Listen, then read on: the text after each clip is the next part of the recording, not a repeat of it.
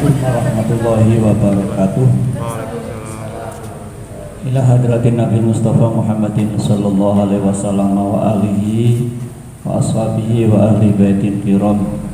Syai'ulillahi lahumul Fatihah. A'udzu billahi minasyaitonir rajim. Bismillahirrahmanirrahim. Alhamdulillahi rabbil alamin arrahmanir rahim maliki yaumiddin. Iyyaka na'budu wa iyyaka nasta'in. Ihdinas siratal mustaqim. Siratal ladzina an'amta 'alaihim ghairil maghdubi 'alaihim waladdallin. Amin. Tsumma ila hadrati jami'i ikhwani minal anbiya'i wal mursalin wal awliya'i wasyuhada'i wassalihin was-sahabati wat tabi'in tabi'in wal ulama'il 'amilin al-mukhlisin wal mu'allifin al-musannifin khususan mu'alif ta'limul muta'allim Burhanul Islam Azza Nurji wa ila jamil awliya ila masyarif al-ardina magharib ya bari ya bari wa ila Ustaz Abdul Muhid Idris Sultanil awliya Syekhang bin Qadiran Yunani Qaddasallahu sirralahumul Fatihah. A'udzu billahi minasyaitonir rajim. Bismillahirrahmanirrahim. Alhamdulillahi rabbil alamin. Ar-Rahmanir Rahim Maliki yaumiddin. Iyyaka na'budu wa iyyaka nasta'in. Ihdinas siratal mustaqim. Siratal ladzina an'amta 'alaihim ghairil maghdubi 'alaihim waladdallin. Amin. Tsumma ila rahmil qubur minal muslimina wal muslimat wal mu'minina wal mu'minat al ahya'i minhum wal amwat bi masyariqil ardina magharibiha bariya bahriya khususan abana wa ummahatina wa ajdadana wa jaddatina wa masyayikhina wa min qafinna qafin min ladun adam ila yaumil qiyamah wa ila man waqafa hadzal masjid wa ila man waqafa al baiti ila masjid wa ila jami'i muassis masjid al-lisan wa ila jami'i hajatina wa hajatikum wa hajati rekan Anita Ibnu IPPNU ranting BPN lahumul Fatihah. A'udzu billahi minasyaitonir rajim. Bismillahirrahmanirrahim. Alhamdulillahi rabbil alamin arrahmanir rahim maliki yaumiddin.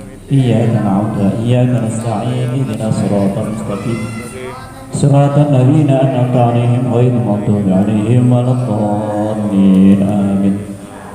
Maulaya shalli wa sallim daiman abada ala habibika khairil khalqi kullihim wal habibul ladzi turja syafa'atuhu fi kulli hawli minal ahwali muqtahim. Ya Rabbi bil Mustafa kadli maqasidana wa finnana ma madha ya wasi'an karami. Bismillahirrahmanirrahim. Alhamdulillahirabbil alamin wassalatu wassalamu ala sayyidina Muhammadin wa ala alihi wa sahbihi ajma'in amma ba'du. Qala rabbi shrah li sadri wa yassir li amri wahlul 'uqdatam min lisani yafqahu qawli. Saudara rekan-rekan kita Ibnu IPPNU ranting BPN yang dimuliakan Allah Subhanahu alamin. Sore hari ini kita bisa bertemu kembali untuk mengaji dan mengkaji kitab Ta'limul Muta'allim. Mudah-mudahan apa yang menjadi niat dan tujuan kita tercapai, dimudahkan oleh Allah Subhanahu wa taala. Kita lanjutkan ngaji kita kitab Ta'limul Muta'allim halaman 7. Halaman 7 baris 2 tentang tawassul. Apa tawassul?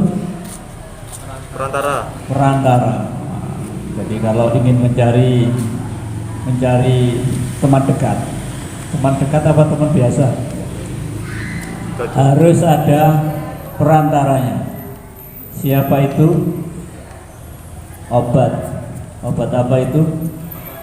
Obat tabib, obat nyamuk, itu perantara.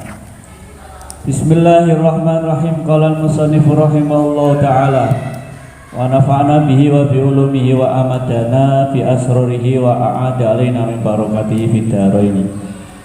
Wa ma yutawassalu bihi. Baris kedua, wa ma utawi barang. Kalau ada kalimat utawi itu diterjemahkan dengan sedangkan.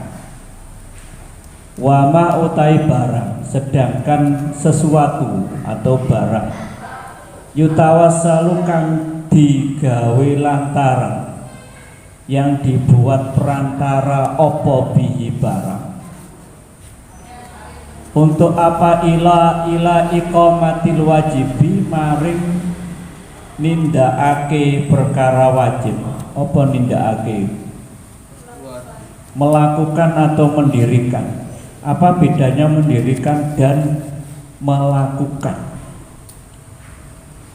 Sampai kalau sholat itu mendirikan sholat apa melakukan sholat? Melakukan, bukan mendirikan. Kalau melakukan itu hanya sebatas sebagai kewajiban. Tapi kalau mendirikan bukan hanya kewajiban tetapi sebagai kebutuhan. Sampai makan minum ini butuh apa hanya cuma sebagai wajib saja? Butuh. Kalau sholat hanya sebagai kebutuhan, kewajiban, hanya melakukannya sebagai syarat wajibnya saja. Tetapi kalau menjadi kebutuhan, kalau tidak melakukan sholat rasanya gak enak. Ini sudah menjadi kebutuhan. Jadi mendirikan sholat itu syarat rukunnya, sunnahnya itu semuanya terpenuhi. Itu namanya mendirikan. Tetapi kalau melakukan semuanya tidak terpenuhi, hanya satu sebagian saja. Ila iqamatil wajibi, maring nindakaken perkara wajib. Yakunu iku ono apa barang, ono iku wajiban, jadi wajib. Sesuatu yang menjadi perantara hal yang wajib maka dihukumi wajib. Wajib itu kalau di bahasa Indonesia kan, bahasa Indonesia ini apa wajib? Harus dipenuhi.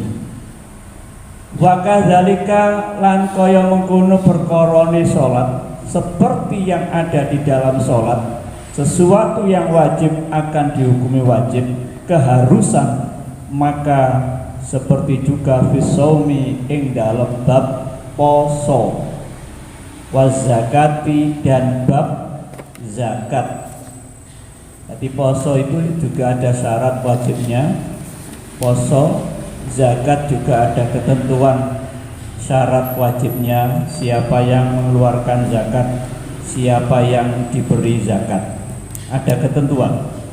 Wa ikana lamuno ono, apabila ada iku lahu keduwene wong apa malun arto, apa arto itu? Uang atau harta, malun harta, wal haji lan ing dalem haji. Jadi zakat itu bila mana orang punya harta. Kalau tidak punya harta, maka tidak wajib mengeluarkan zakat, tapi punya kewajiban menerima zakat. Jadi orang itu ada dua, satu memberi, satu diberi. Menerima. Menurut sampean memberi dan menerima itu baik yang mana? Memberi. Selama ini sampean sering memberi atau menerima? Dua-duanya. Kedua-duanya. Kadang memberi, kadang menerima. Lek waswayai sekolah memberi apa menerima? Menerima. Kapan sampean bisa memberi kepada orang tua? Kapan? Ben. Tidak harus menunggu ben.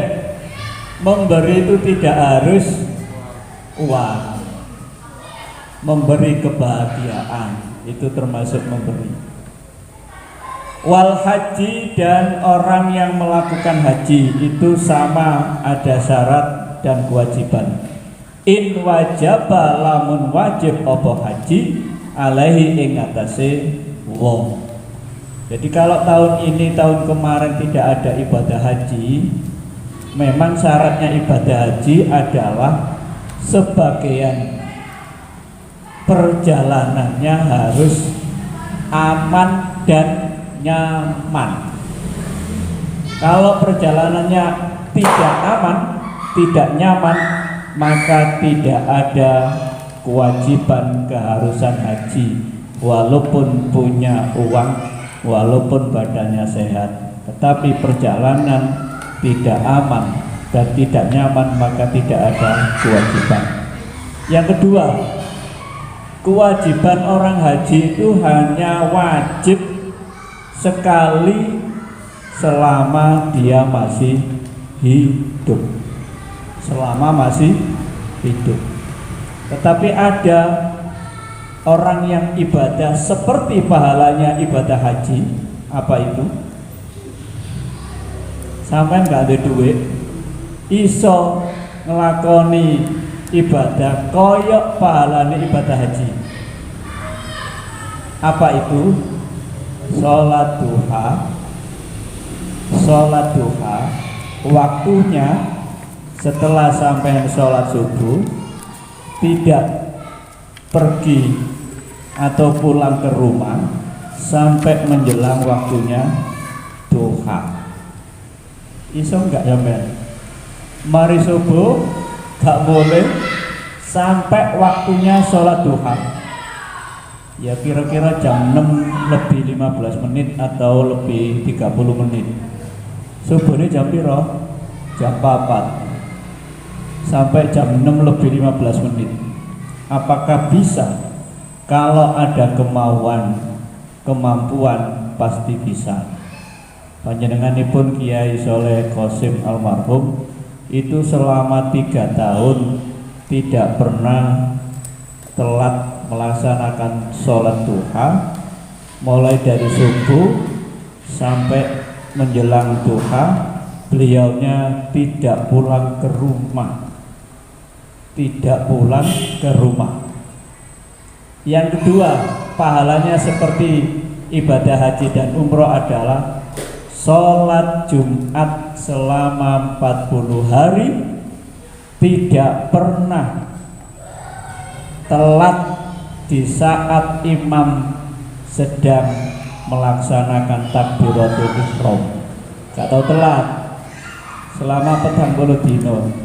Itu pahalanya seperti orang melaksanakan ibadah haji.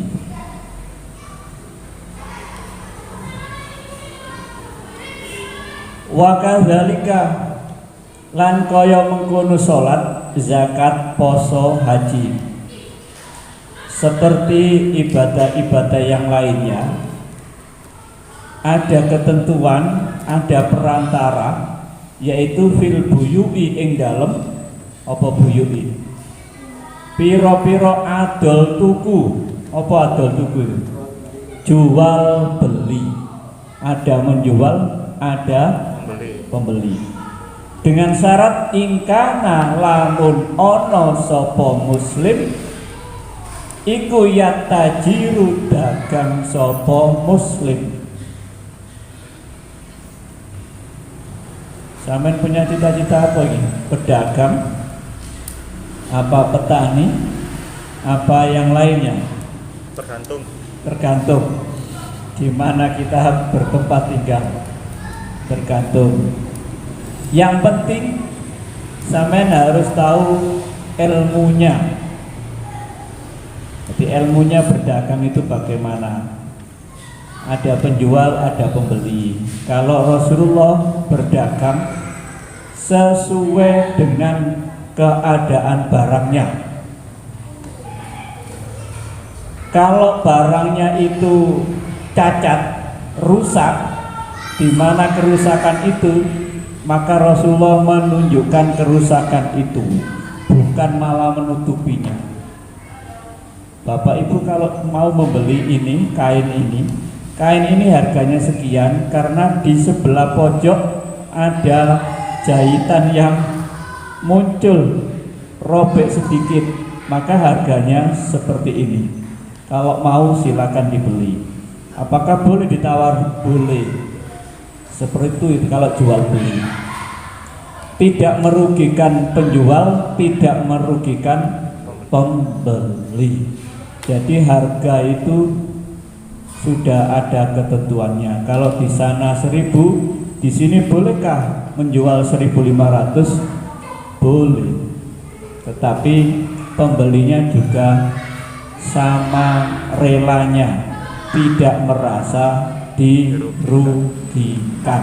Itu jual beli. Sampean pernah melihat akad nikah? Di situ ada mahar. Apa mahar? Apa mahar? Serah terima. Apa mahar? Alih. Mas kawin. Jadi mahar itu ibaratnya seperti orang penjual dan pembeli. Sing lanang nggawa mahar, sing wedok gak nggawa apa-apa. Mahar itu dikasihkan ke wanitanya. Jadi akadnya seperti akad jual beli. Saya nikahkan, saya terima nikahnya. Seperti jual beli. Ini barang saya jual, harganya sekian. Ya, saya beli. Bedane lek jual beli iku lek gak cocok oleh dibalekno. Tapi akad nikah gak cocok gak oleh dibalekno. Umur gak cocok balik gak oleh. Enak balik ae gak cocok ae. Akadnya seperti jual beli, tetapi di dalamnya tidak sama. Jadi kalau sampean di toko membeli baju itu dicoba apa langsung dituku? Biasanya dicoba. Kalau kebesaran cari yang lain yang kecil, kekecilan cari yang besar sampai pas cukup. Tapi kalau nikah nggak boleh. Oh ini kebesaran ini, balik dong. Gak oleh joli-jolan, gak oleh. Iku beda nih, podo-podo akate seperti jual beli, tetapi pelaksanaannya tidak sama. Makanya ya sama lek milih, ya kudu milih seperti orang jual beli. Jangan membeli kucing dalam karung. Maksudnya apa? Gak jelas. Jadi kudu jelas mana dia, mana rumahnya, mana orang tuanya, harus jelas. Oh iya sudah, ya Pak, mantep Pak, mantep, agak mantep ya nih. Ya, mantep no. Itu. Jadi semua ibadah yang sampean setiap hari melakukannya itu tidak lepas namanya wasilah, tawassul, agar ibadah yang sampean lakukan itu ada nilai diterima atau sah dan tidaknya. Itu tawassul. Sampean lek kapan tawassul? Tahu ziarah kuburan nang ngene Mbah sampean? Pernah? Pernah. Terus di situ ada Fatihah, ada ya surat-surat yang lainnya. Menurut sampean pahalanya bisa sampai gak? Kok bisa? Sampean menurut dari mana? Lihat dari mana bisanya? Kok nyampe pahalanya? Dari mana? Itu pasti nyampe, buktinya gak di balekno itu. Lek di balekno berarti gak nyampe. Makanya harus jelas. Sampean kalau nulis surat kepada yang terhormat di tempat itu, di tempat yang mana, itu harus jelas biar suratnya itu nyampe ke tempatnya. Jadi alamatnya harus jelas. RT RW ini harus jelas. Nomor podo, RT RW ini gak podo, gak tutup nggone. Kudu jelas. Saiki lek podo gak jelas sih. Carane nemokno ya apa? COD. Carane nemokno. Di tengah-tengah. COD kudu. Ya nanti Kak, nang tengah-tengah di tengah kali apa tengah dalan. Ini harus jelas alamatnya biar antara pengirim dan antara pengambil ini bisa sama tahu alamatnya. Kila diaturaken. Apa diaturaken? Kila koncone Kola yakulu kila. Kola berkata, yakulu berkata, kila dikatakan. Kila dikatakan. Kila jarene kil. Apa kil? Kila jarene kil. Kila dikatakan li Muhammad ibnil Hasani maring Syekh Muhammad putra lanangi Pak Hasan, Syekh Hasan rahimahullah, muga-muga Allah ngrahmati. Ala mbok iya mbok inggih nganggit. Apa nganggit? Mengarang apa menyusun? Menyusun dengan mengarang bedanya? Kalau menyusun hanya mengopi saja, memindah. Tetapi kalau mengarang itu dari Membuat.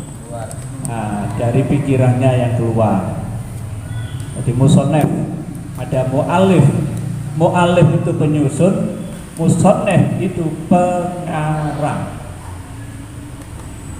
Alam mbok inggiyo nganggit. Mbok yo itu apa artine mbok yo terjemahe? Saya harap engkau mengarang kitaban ing kitab fizudi ing dalem bicarakan zuhud. Apa zuhud? Apa zuhud? Jadi zuhud ini tanpa kaya. Berarti wong sugih gak zuhud. Iya. Jadi wong zuhud itu membutuhkan harta atau sesuatu secukupnya. Jadi tidak semua orang kaya itu zuhud dan tidak semua orang miskin itu juga zuhud. Jadi gak kena didelok. Kala ngendikan sapa Syekh Muhammad, sonnaftu wis nganggit sapa ingsun, wis ngarang sapa ingsun kitaban ing kitab fil buyui ing dalem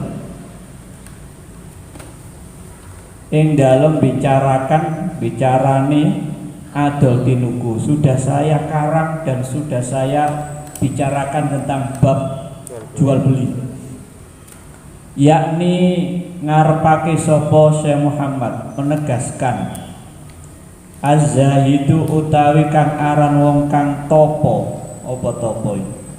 Sampeyan tahu topo? Gak tahu topo. Wong topo biasanya nanti nang oma apa nang ngene guwa. Nang ngene guwa apa kok nang guwa gak nang oma? Sunyi. Ndelok gonceng sepi. Saiki paling gak topo, paling jenenge apa? Merantau nanggon sing sepi yang belum ada penghuninya. Dia membuka lahan.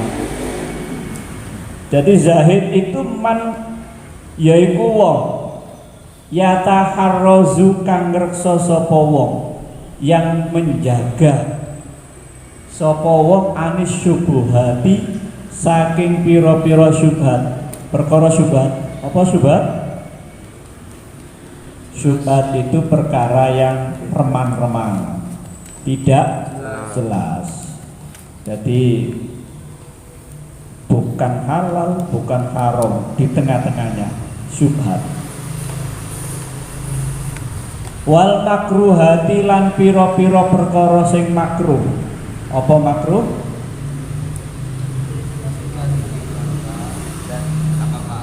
Jika dilakukan tidak mendapat apa-apa, jika ditinggalkan mendapat pahala. Itu makruh. Contohnya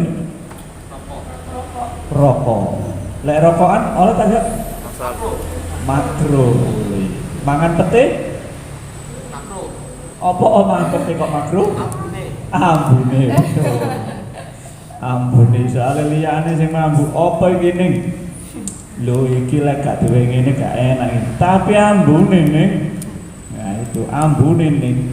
Artinya makruh itu ada orang lain mendengarnya atau merasakannya itu tidak enak. Tidak menyenangkan, itu namanya makruh. Ada orang yang suka merokok, tapi yang dekatnya ambune cak rokoknya, nah itu menyakitkan, tidak disenangi, itu makruh. Fit tijarati ing dalem pira-pira dagang, fit tijarati ing dalem pira-pira dagang. Jadi yang namanya zahid, wong sing topo iku orang yang menjaga dirinya dari perkara yang syubhat, dari perkara yang tidak disukai pada di saat dia jual beli, di saat jual beli. Jadi sampean walaupun tidak jual beli, sampean sebagai pelajar, maka hindarilah. Kalau nggak bisa menghindari, jagalah. Jangan sampai memasukkan, memakan atau mengambil sesuatu yang tidak jelas halalnya, tidak jelas haramnya, atau perkara yang tidak disukai. Apalagi pada bab jual beli itu sangatlah dihindari. Jadi mulai sekarang sampai melakukan sesuatu, sampai harus bisa memilah dan memilih. Iki api apa elek? Kalau api apa elek jelas, maka selanjutnya pilihan itu pada iki mang barang haram apa barang halal.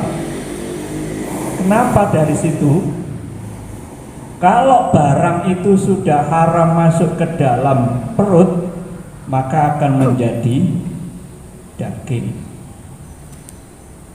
Ada satu kisah, ada orang tua punya anak wanita dipersunting oleh anak laki-laki.